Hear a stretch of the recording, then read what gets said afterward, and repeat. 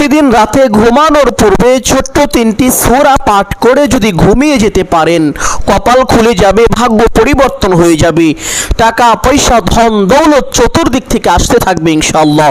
আপনি অবাক হয়ে যাবেন, আশ্চর্য হয়ে যাবেন। এই 3টি সূরার কথা পবিত্র হাদিসের মধ্যে বলা হয়েছে। আল্লাহ নবী সাল্লাল্লাহু আলাইহি ওয়াসাল্লাম ওয়াদা করে বলেছেন, কসম করে বলেছেন। সুবহানাল্লাহ।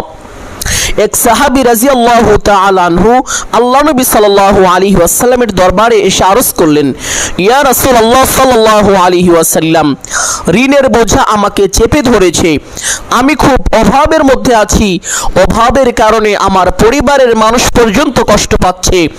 অতঃপর আল্লাহ নবী সাল্লাল্লাহু আলাইহি ওয়াসাল্লাম ওই সাহাবী রাদিয়াল্লাহু তাআলা আনহুকে এই আমলটা শিক্ষা দিয়েছিলেন।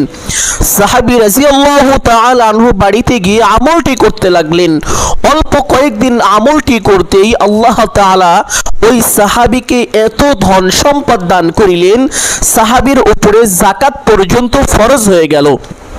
সুবহানাল্লাহ। সাহাবী রাদিয়াল্লাহু তাআলা আনহু কয়েকদিন পরে সম্পদের গাঁটটি বেঁধে নিয়ে আল্লাহ নবী সাল্লাল্লাহু আলাইহি ওয়াসাল্লামের দরবারে উপস্থিত হলেন এবং আরজ করলেন, ইয়া রাসূলুল্লাহ সাল্লাল্লাহু আলাইহি ওয়াসাল্লাম, আমি সেই সাহাবী যিনি আজ থেকে কয়েকদিন পূর্বেও অভাবী ছিলেন, যার অভাবের কারণে তার পরিবারের মানুষ পর্যন্ত কষ্ট পাচ্ছিল। আমি এমনই অভাবী একজন সাহাবী ছিলাম। আজ আল্লাহ তাআলা আমাকে এত ধন সম্পদ দান করেছেন যে আমার উপরে যাকাত পর্যন্ত ফরজ হয়ে গিয়েছে। অতঃপর ওই সাহাবী রাদিয়াল্লাহু তাআলা আনহু তার সম্পদের পোটলাটা নবীজি সাল্লাল্লাহু আলাইহি ওয়াসাল্লামের হাতে তুলে দিলেন এবং বললেন, ইয়া রাসূলুল্লাহ সাল্লাল্লাহু আলাইহি ওয়াসাল্লাম, এই নেন আমার যাকাতের মাল, গরিব দুঃখীদের মাঝে এগুলো বিলিয়ে দিন। অতঃপর নবী করিম সাল্লাল্লাহু আলাইহি ওয়াসাল্লাম সেই মাল গরিব দুঃখীদের মাঝে বিলিয়ে দিলেন। সুবহানাল্লাহ। আজ আপনাদেরকে এমনই একটি কার্যকরী, পরীক্ষিত, পাওয়ারফুল একটি আমলের কথা বলে দিব, যে আমল করিলে আপনার জীবনের সকল সমস্যা দূর হয়ে যাবে। বিশেষ করে যারা অভাবগ্রস্ত আছেন, ঋণগ্রস্ত আছেন, লক্ষ লক্ষ কোটি কোটি টাকা ঋণ করে ফেলেছেন, অনেক চেষ্টা করেছেন ঋণ পরিশোধ করার জন্য, কিন্তু কোনোভাবে আপনার ঋণ পরিশোধ হচ্ছে না। আমি বলবো, প্রতিদিন রাতে ঘুমানোর পূর্বে ছোট্ট 3টি সূরা পাঠ করে আপনি ঘুমিয়ে যান। আল্লাহ তাআলা আপনাকে এত ধন সম্পদ দান করিবেন, আপনার সকল অভাব দূর হয়ে যাবে, সমস্ত ঋণ পরিশোধ হয়ে যাবে। সুবহানাল্লাহ। সম্মানিত দিনী ভাই ও বোন, অনেকে আছেন যেই দিকেই যান শুধু ব্যর্থ হয়ে যান। মানুষ আপনাকে কুফা বলে গালি দেয়, আপনার দ্বারা কিছুই হবে না এটা বলে মানুষ। আমি বলবো, প্রত্যেক দিন রাতে ঘুমানোর পূর্বে এই ছোট্ট 3টি সূরা পাঠ করে যদি আপনি ঘুমিয়ে যেতে পারেন, মানুষ কোনোদিন আপনাকে অপমান করতে পারবে না। মানুষ আপনার কাছেই অপমানিত হবে, মানুষ আপনার কাছে নত হবে। সুবহানাল্লাহ। কারো কাছে জীবনে কোনোদিন আপনার হাত পাততে হবে না, মানুষই আপনার কাছে হাত পাতবে। আল্লাহ তাআলা এত সম্পদ আপনাকে দান করিবেন। বিশেষ করে যারা রাতারাতি ধনী হতে চান, যে হঠাৎ করেই এত সম্পদ আল্লাহ তাআলা আপনাকে দান করুন, আপনি ধনী হয়ে যাবেন, আপনার কোনো অভাব থাকবে না, এমন যদি কারো কোনো আশা থাকে, তাহলে এই আমলটি কোনোভাবেই ছাড়বেন না। এই আমল করিলে বান্দাকে আল্লাহ তাআলা অঢেল ধন সম্পদ দান করেন। সুবহানাল্লাহ। সম্মানিত দিনী ভাই ও বোন, অনেকে আছেন যাদের চাকরি হয় না, একটা চাকরির খুব দরকার, কিন্তু কোনোভাবে আপনার চাকরি হচ্ছে না। আমি বলবো, প্রতিদিন রাতে ঘুমানোর পূর্বে এই ছোট্ট 3টি সূরার আমল করুন। আল্লাহ তাআলা আপনাকে কুদরতিভাবে চাকরির ব্যবস্থা করে দিবেন। অনেকে আছেন যারা বিদেশ যেতে চান কিন্তু ভালো ভিসা পান না। আমি বলবো, এই ছোট্ট আমলটি করুন, আল্লাহ তাআলা আপনাকে উন্নত মানের ভালো ভিসার ব্যবস্থা করে দিবেন, যেটা আপনার জন্য অত্যন্ত উপকারী হবে। অনেকে আছেন যাদের সন্তানাদি হয় না, অনেক ডাক্তার দেখিয়েছেন, অনেক কবিরাজ দেখিয়েছেন, বিভিন্ন রকমের চিকিৎসা নিয়েছেন, এমন কোনো চিকিৎসা দুনিয়াতে নেই যে চিকিৎসা আপনি নেননি। অনেক আমল করেছেন, অনেক দোয়াও করেছেন, আল্লাহ তাআলার কাছে অনেক চেয়েছেন, কিন্তু আপনি সঠিক চাওয়ার মাধ্যমটি হয়তো বা জানেন না। আমি বলবো, এই ছোট্ট আমলটি করে আল্লাহ তাআলার কাছে যদি সন্তান চাইতে পারেন, আল্লাহ তাআলা অবশ্যই আপনাকে সন্তান দিবেন। যদি আপনার বাজেটে সন্তান নাও থাকে, আল্লাহ তাআলা নতুন করে বাজেট করে তারপরে হলেও আপনাকে সন্তান দিবেন। তবে শুধু সন্তান নয়, নেককার সালিহিন সন্তান দিবেন, যেই সন্তান আপনার জন্য দুনিয়া ও আখিরাতে কল্যাণকর হবে। সুবহানাল্লাহ। এই আমলটি কিভাবে করিবেন প্রত্যেকটি বিষয় আপনাদেরকে সুস্পষ্টভাবে বলে দিব। সকলেই গভীর মনোযোগ দিয়ে শুনবেন ইনশাআল্লাহ। একটু কষ্ট করে এই আমলটি যদি করতে পারেন আপনি অবশ্যই উপকৃত হবেন। সম্মানিত দিনী ভাই ও বোন, আমলটি করার জন্য উত্তম রূপে ওযু করিবেন। ওযুর পূর্বে ছোট্ট দুইটি বিষয় অবশ্যই লক্ষ্য করবেন। একটি বিষয় হলো ওযুর পূর্বে ওযুর নিয়ত করা। ওযুর পূর্বে ওযুর নিয়ত না করিলে ওযু পরিপূর্ণ হয় না, ওযু সহি হয় না। অধিকাংশ মানুষ এই বিষয়টি জানে না যে ওযুর পূর্বে ওযুর নিয়ত করিতে হয়। আবার অনেকেই জানেন না ওযুর নিয়ত কিভাবে করতে হয়। আজ আপনাদেরকে ওযুর নিয়ত বলে দিচ্ছি, এভাবে নিয়তটি করিবেন। ওযুর পূর্বে আপনি আপনার মনে মনে সংকল্পনা করিবেন তথা ধারণা করিবেন যে এখন আমি আল্লাহ তাআলার সন্তুষ্টির জন্য ওযু করছি। এই নিয়ত করতে হবে, নতুবা আপনার ওযু পরিপূর্ণ হবে না, সহি হবে না। কারণ নিয়ত করা ফরজ। পবিত্র হাদিসের মধ্যে এসেছে ইন্নামাল আমালু বিন্নিয়াত, প্রত্যেকটি আমল নিয়তের উপর নির্ভর করে। সুবহানাল্লাহ। নিয়ত শেষ করে একবার বিসমিল্লাহির রহমানির রহিম পাঠ করে তারপরে ওযু আরম্ভ করিবেন। কোন ইমামগণ বলেছেন ওযুর শুরুতে বিসমিল্লাহির রহমানির রহিম পাঠ না করিলে তার ওযু পরিপূর্ণ হয় না, ওযু সহি হয় না। এই জন্য এই দুইটি বিষয় লক্ষ্য রেখেই আপনাকে ওযু করতে হবে, তাহলেই আপনার ওযু পরিপূর্ণ হবে, আপনার ওযু সহিশুদ্ধ হবে। এইভাবে পরিপূর্ণ ও সহিশুদ্ধ করে ওযু করার পরে আপনি আপনার ঘরের মধ্যে চলে আসবেন তথা আপনি যে স্থানে ঘুমাবেন সেই স্থানে চলে আসবেন। সেখানে এই আমলটি করার চেষ্টা করিবেন।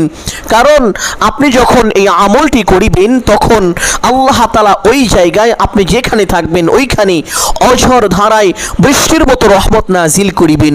সুবহানাল্লাহ। একটি ছোট্ট ঘটনা পবিত্র হাদিসের মধ্যে এসেছে, শুনলে অবাক হবেন, আশ্চর্য হবেন। এক সাহাবী রাদিয়াল্লাহু তাআলা আনহু ঘোড়ার পিঠে চড়ে এই আমলটি করতেছিলেন। সাহাবী রাদিয়াল্লাহু তাআলা আনহু দেখতে পারলেন তার মাথার উপরে একটি মেঘখণ্ডর মতো কি জানি তাকে ছায়া দিচ্ছে। অতঃপর ওই সাহাবী রাদিয়াল্লাহু তাআলা আনহু এই আমল করা বন্ধ করে দিলেন। সেটা চলে গেল। তিনি আবার এই আমলটি করতে লাগলেন। আবার কোথা থেকে যেন সেই মেঘখণ্ড চলে আসলো। সুবহানাল্লাহ। এক পর্যায়ে সাহাবী আমলটি বন্ধ করে দিলেন। আমল বন্ধ করে আল্লাহ নবী সাল্লাল্লাহু আলাইহি ওয়াসাল্লামের দরবারে চলে আসলেন। এসে আরজ করলেন, ইয়া রাসূলুল্লাহ সাল্লাল্লাহু আলাইহি ওয়াসাল্লাম, আমি ঘোড়ার পিঠের উপরে বসে এই আমলটি করতেছিলাম। আমি দেখতে পারলাম আমার মাথার উপরে মেঘখণ্ডর মতো একটি কি যেন এসে আমাকে ছায়া দিচ্ছে। অতঃপর আমি আমলটি বন্ধ করে দিলাম, সেটা চলে গেল। আমি আবার এই আমলটি করতে লাগলাম, আবার সেই মেঘখণ্ডর মতো জিনিসটি এসে আমাকে ছায়া দিতে লাগলো। আমি আবার আমলটি বন্ধ করলাম। নবীজি সাল্লাল্লাহু আলাইহি ওয়াসাল্লাম এক পর্যায়ে বললেন যে তুমি যদি আরো আমল করতা।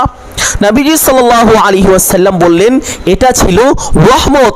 তুমি যখন এই আমলটি করতেছিলে তখন আল্লাহ তাআলা তোমার উপরে অঝড় ধারায় বৃষ্টির মতো রহমত নাজিল করতেছিল। এই রহমত একটি ছায়ায় রূপান্তর হয়ে একটি মেঘখণ্ডর মতো হয়ে তোমাকে ছায়া দিচ্ছিল। সুবহানাল্লাহ। এই রকম রহমত আল্লাহ তাআলা আপনার উপরে নাজিল করিবেন। এই জন্য বলছি আপনি যে স্থানে ঘুমাবেন সেই স্থানে এই আমলটি করার চেষ্টা করিবেন। অনেকে আছেন যাদের রাতে ঘুম হয় না, বিভিন্ন সমস্যার কারণে, কারো অসুখের কারণে, কারো শত্রুর ভয়ের কারণে, কারো চোরের ভয়ের কারণে, কারো ডাকাতের ভয়ের কারণে, কারো ছিনতাইয়ের ভয়ের কারণে, বিভিন্ন সমস্যার কারণে যাদের ঘুম হয় না, তারা যদি এই আমল করে ঘুমিয়ে যেতে পারেন বা শুয়ে যেতে পারেন, আপনার ঘুম এসে যাবে এবং আপনি নিরাপদে ঘুমাতে পারবেন। আপনাকে ওই দিন রাতে কোনো শত্রু আক্রমণ করতে পারবে না, আপনার কোনো ক্ষয়ক্ষতি করতে পারবে না। স্বয়ং আল্লাহ তাআলা নিজ কুদরতি হাতে আপনাকে হেফাজত করিবেন। সুবহানাল্লাহ। আপনি অবাক হয়ে যাবেন, আশ্চর্য হয়ে যাবেন, এই আমলের এত পাওয়ার পৃথিবীর অন্য কোনো আমলের এত পাওয়ার নেই। সম্মানিত দিনী ভাই ও বোন আমার, আপনি প্রথমে ওযু করে ঘরের মধ্যে প্রবেশ করার পরে বিসমিল্লাহির রহমানির রহিম একবার পাঠ করে আপনার ঘরের দরজাটি চুপচাপ বন্ধ করে দিবেন। অথবা ঘরের জানালা যদি খোলা থাকে, বিসমিল্লাহির রহমানির রহিম পাঠ করে আল্লাহ তাআলার নামে ঘরের সমস্ত জানালা বন্ধ করে দিবেন। অতঃপর আপনার বিছানাটা সুন্দরভাবে ঝেড়ে নেবেন। বিছানা ঝাড়ার সময় অনেকেই ঝাড়ু বা শলা দিয়ে বিছানা ঝাড়েন। আমি বলবো এই জাতীয় জিনিস দিয়ে বিছানা ঝাড়বেন না, অবশ্যই বিছানা কোনো একটি কাপড় দিয়ে ঝাড়বেন। অনেকের গামছা আছে, ওড়না আছে, এই সমস্ত কাপড় দিয়ে বিছানাটি সুন্দরভাবে ঝেড়ে নেবেন। বিছানাটি পরিষ্কার করে একটি জায়নামাজ বা একটি পবিত্র কাপড় বিছিয়ে নেবেন। বিছিয়ে কিবলামুখী হয়ে সোজা হয়ে দাঁড়াবেন। দাঁড়িয়ে 2 রাকাত তাহাজ্জুদের সালাত আদায় করিবেন। যদি দাঁড়িয়ে সালাত আদায় করা কষ্ট হয়ে যায় তাহলে বসে বসে হলেও 2 রাকাত সালাত আদায় করিবেন ইনশাআল্লাহ। সম্মানিত দিনী ভাই বোন, অনেকেই জানেন না এই নামাজ কোন কোন সূরা দিয়ে পড়তে হয়, এই নামাজের ভিতরে কখন কোন দোয়া কতবার পাঠ করিতে হয়, এই নামাজের নিয়ত কিভাবে করতে হয়, অনেকেই এই বিষয়গুলো জানেন না। অল্প সময়ের ভিতরে বলে দিব, সকলেই গভীর মনোযোগ দিয়ে শুনবেন ইনশাআল্লাহ। এই নামাজ পড়ার জন্য প্রথমে কিবলামুখী হয়ে সোজা হয়ে দাঁড়াবেন। দাঁড়িয়ে নিয়ত এইভাবে করিবেন, আমি কিবলামুখী হয়ে আল্লাহ তাআলার সন্তুষ্টির জন্য 2 রাকাত তাহাজ্জুদের সালাত আদায় করিতেছি। এবং এই নামাজ পড়ার জন্য নির্দিষ্ট কোনো সূরা নেই, যে কোনো সূরা দিয়ে আপনি এই নামাজ পড়তে পারেন, কোনো সমস্যা নেই। তবে দ্বিতীয় রাকাতে সূরাত আল ইখলাস তথা কুল হুয়াল্লাহ সূরাটি পাঠ করার চেষ্টা করিবেন, কারণ এই সূরা অত্যন্ত দামি, খুবই সম্মানিত, পাওয়ারফুল, শক্তিশালী একটি সূরা। এই সূরার যত ফজিলত রয়েছে অন্য সূরার মধ্যে এত ফজিলত নেই। সুবহানাল্লাহ, এই সূরাটি এতটাই ফজিলতপূর্ণ যে মহান আল্লাহ তাআলা তার পবিত্র পরিচয় পর্যন্ত এই সূরার মধ্যে তুলে ধরেছেন। সম্মানিত দিনী ভাই বোন, এই সূরা কোনো ব্যক্তি একবার যদি পাঠ করে অথবা শোনে, তার আমল নামায় আল্লাহ তাআলা সঙ্গে সঙ্গে 10 পারা কোরআন তেলাওয়াতের সওয়াব দান করে দেন। কোনো ব্যক্তি 2 বার পাঠ করে অথবা শোনে, তার আমল নামায় আল্লাহ তাআলা 20 পারা কোরআন তেলাওয়াতের সওয়াব দান করেন। কোনো ব্যক্তি যদি 3 বার পাঠ করে অথবা শোনে, আল্লাহ তাআলা সঙ্গে সঙ্গে তার আমল নামায় 1 খতম কোরআন তেলাওয়াতের সওয়াব দান করে দেন। সুবহানাল্লাহ, এই সূরা কেউ যদি 10 বার তেলাওয়াত করে, আল্লাহ তাআলা তার জন্য জান্নাতের মধ্যে একটি বিল্ডিং বাড়ি নির্মাণ করে দেন। সম্মানিত দিনী ভাই ও বোন, আমরা এই দুনিয়াতে একটি ছোট্ট বিল্ডিং বাড়ি করার জন্য দিনের পর দিন, মাসের পর মাস, বছরের পর বছর, যুগের পর যুগ আমরা কষ্ট করি, কিন্তু পবিত্র কোরআনুল কারীমে আল্লাহ তাআলা এমন একটি সূরা নাজিল করেছেন, যেই সূরা মাত্র 10 বার পাঠ করিলে আল্লাহ তাআলা ওই বান্দার জন্য জান্নাতের মধ্যে একটি বিল্ডিং বাড়ি নির্মাণ করে দেন। সুবহানাল্লাহ, এই জন্য তাহাজ্জুদ নামাজের দ্বিতীয় রাকাতে এই সূরাটি পাঠ করার চেষ্টা করিবেন ইনশাআল্লাহ। সম্মানিত দিনী ভাই ও বোন, অতঃপর এই নামাজের সেজদার মধ্যে মাথা রেখে সেজদার তাসবিহ পাঠ করার পরে আল্লাহ নবী সাল্লাল্লাহু আলাইহি ওয়াসাল্লাম অনেক দোয়া পাঠ করেছেন। আপনারা চাইলেও দোয়া পাঠ করিতে পারেন, যেই দোয়াগুলো পারেন সেই দোয়াগুলো আপনারা তাহাজ্জুদ নামাজের সেজদায় মাথা রেখে পাঠ করিবেন। বিশেষ করে একটি ছোট্ট দোয়ার কথা আপনাদেরকে বলে দিব, এই দোয়াটি অবশ্যই পাঠ করিবেন যদি আপনি পারেন, কারণ এই দোয়া পাঠ করিলে আল্লাহ তাআলা বান্দাকে দুনিয়া ও আখিরাতে প্রত্যেকটি জায়গায় সফল করিবেন, প্রত্যেকটি জায়গায় তাকে কল্যাণ দান করিবেন। সকল প্রকার অকল্যাণ থেকে আল্লাহ তাআলা বান্দাকে নিজ কুদরতি হাতে হেফাজত করিবেন। এমনকি ওই বান্দাকে আল্লাহ তাআলা জাহান্নামের আগুন থেকে হেফাজত করিবেন। সুবহানাল্লাহ, দোয়াটি আল্লাহ তাআলা নিজেই শিক্ষা দিয়েছেন। দোয়াটি হলো, আল্লাহুম্মা রব্বানা আতিনা ফিদ দুনিয়া হাসানাহ ওয়া ফিল আখিরাতি হাসানাহ ওয়া কিনা আযাবান নার। সম্মানিত দিনী ভাই ও বোন, যেই বিষয়গুলোর কথা আপনাদেরকে বলে দিলাম, এই বিষয়গুলো নামাজের মধ্যে ঠিক এভাবে করিবেন, আর বাকি বিষয়গুলো অন্যান্য নামাজের মতোই। নামাজ শেষ করে সেই স্থানে বসে প্রথমে এই ছোট্ট দরুদটি পাঠ করিবেন, আল্লাহুম্মা সাল্লি আলা মুহাম্মাদিন আবদিকা ওয়া রাসূলিকা ওয়া আলাল মুমিনিনা ওয়াল মুমিনাতি ওয়াল মুসলিমিনা ওয়াল মুসলিমাতি। কিতাবের মধ্যে এসেছে এই দুরূদ হলো ধন সম্পদ লাভের দুরূদ, এই দুরূদ বেশি বেশি পাঠ করিলে আল্লাহ তাআলা বান্দার ধন সম্পদ বৃদ্ধি করে দেন। সুবহানাল্লাহ। শুধু তাই নয়, কেউ যদি নিয়মিত এই দুরূদটি পাঠ করিতে পারে আল্লাহ তাআলা তাকে একদিন গুপ্ত ধন দান করিবেন, গায়বী সম্পদ দান করিবেন। সুবহানাল্লাহ। সম্মানিত দিনী ভাই বোন, শুধু তাই নয়, আল্লাহ নবী সাল্লাল্লাহু আলাইহি ওয়াসাল্লাম বলেছেন, যেই ব্যক্তি আমি রাসূলের উপরে একবার দুরূদ পাঠ করিবে আল্লাহ তাআলা ওই ব্যক্তির উপরে সঙ্গে সঙ্গে 10টি রহমত নাজিল করিবেন, তাকে বড় বড় 10টি বিপদ থেকে আল্লাহ তাআলা নিজ কুদরতি হাতে হেফাজত করিবেন, তার মনের বড় বড় 10টি আশাকে আল্লাহ তাআলা পূর্ণ করে দিবেন, তার জীবন থেকে আল্লাহ তাআলা 10টি গুনাহ খাতা ক্ষমা করে দিবেন এবং তার আমল নামায় কমপক্ষে 10টি নেকি দান করিবেন। সুবহানাল্লাহ। এছাড়াও এই দুরূদের অনেক ফজিলত রয়েছে। যারা বেশি বেশি দুরূদ পাঠ করে আল্লাহ তাআলা তাদের সকল কাজকে সহজ করে দেন। দুরূদটি এইভাবে 3 বার পাঠ করার পরে একটি ছোট্ট ইস্তেগফার পাঠ করিবেন। যেই ইস্তেগফারের ব্যাপারে পবিত্র হাদিসের মধ্যে এসেছে, হযরত আব্দুল্লাহ ইবনে আব্বাস রাদিয়াল্লাহু তাআলা আনহু থেকে এই হাদিসটি বর্ণিত হয়েছে। তিনি বলেন, আল্লাহ নবী সাল্লাল্লাহু আলাইহি ওয়াসাল্লাম বলেছেন, যেই ব্যক্তি বেশি বেশি ইস্তেগফার করবে আল্লাহ তাআলা তার সকল সংকটকে দূর করে দিবেন, তার দুঃখ দুর্দশা আল্লাহ তাআলা দূর করে দিবেন। সুবহানাল্লাহ। শুধু তাই নয়, আল্লাহ নবী সাল্লাল্লাহু আলাইহি ওয়াসাল্লাম আরো বলেছেন, আল্লাহ তাআলা ওই বান্দাকে অকল্পনীয়ভাবে রিজিক দান করিবেন। সে এমন এমন জায়গা থেকে রিজিক প্রাপ্ত হবে যা সে কখনো কল্পনাও করতে পারেনি। সুবহানাল্লাহ। এতেও শেষ নয়, যারা বেশি বেশি এই ইস্তেগফার করবে আল্লাহ তাআলা তার জীবনের সমস্ত গুনাহ ক্ষমা করে দিবেন। সম্মানিত দিনী ভাই বোন, ইস্তেগফারটি পাঠ করার সময় জীবনের সমস্ত গুনাহের কথা স্মরণ করে আল্লাহ তাআলার দরবারে লজ্জিত ও অনুতপ্ত হয়ে ক্ষমার আশায় একমাত্র আল্লাহ তাআলাকে সন্তুষ্টি করার উদ্দেশ্যে এইভাবে পাঠ করিবেন। আস্তাগফিরুল্লাহাল আযীম ইন্নাল্লাহা গফুরুর রহিম। আস্তাগফিরুল্লাহাল আযীম ইন্নাল্লাহা গফুরুর রহিম।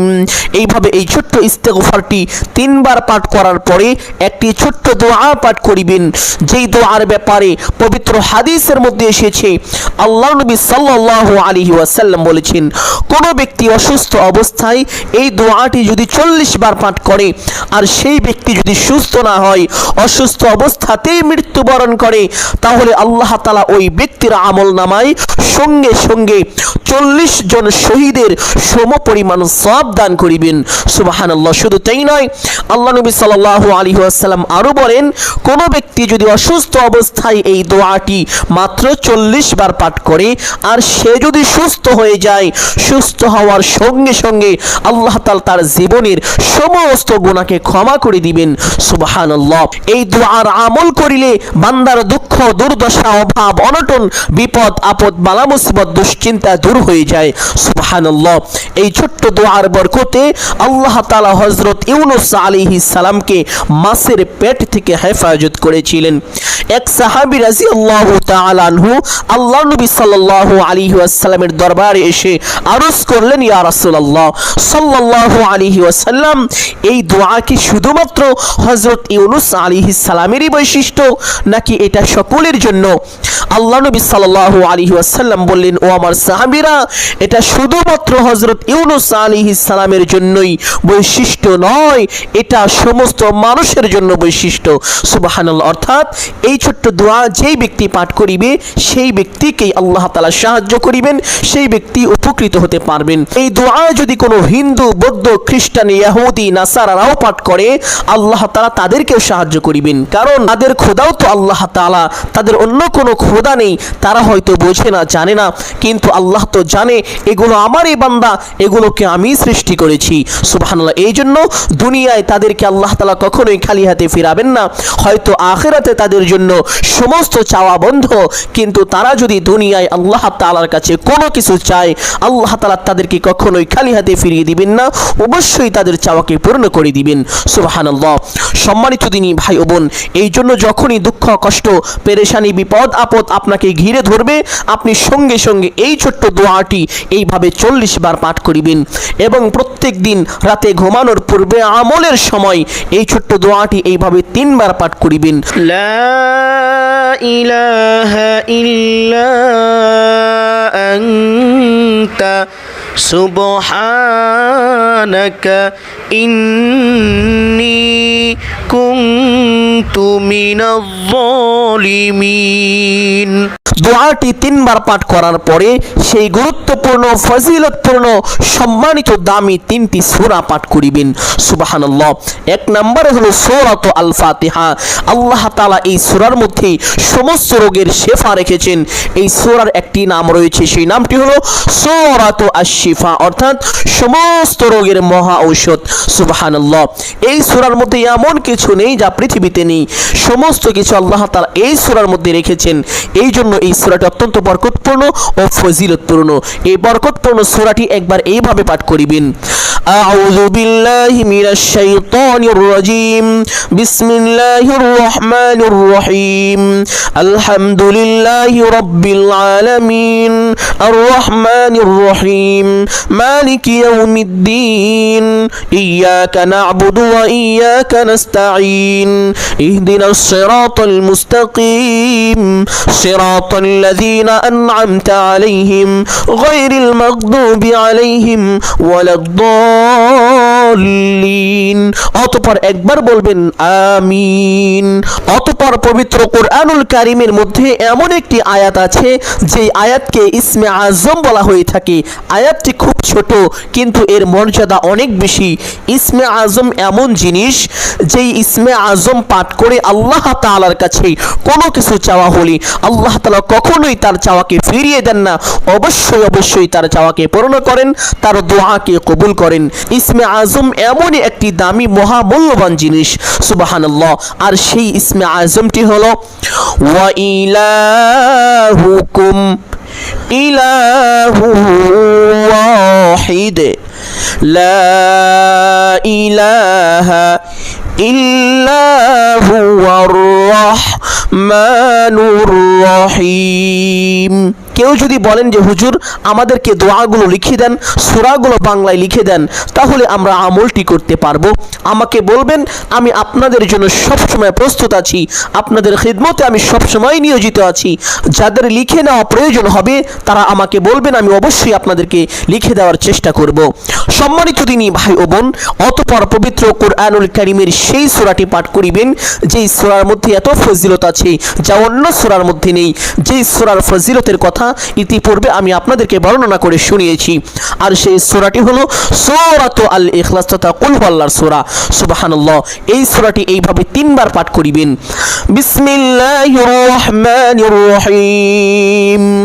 কুল হুয়াল্লাহু আহাদ আল্লাহুস সামাদ লাম ইয়ালিদ ওয়া লাম ইউলাদ ওয়া লাম ইয়াকুল লাহু কুফুয়ান আহাদ। এইভাবে সূরা ইখলাস 3 বার পাঠ করার পরে আবার সেই ছোট্ট দুরূদটি পাঠ করিবেন। আল্লাহুম্মা সাল্লি আলা মুহাম্মাদিন আবদিকা ওয়া রাসূলিক ওয়া আলাল মুমিনিনা ওয়াল মুমিনাত ওয়াল মুসলিমিনা ওয়াল মুসলিমাত।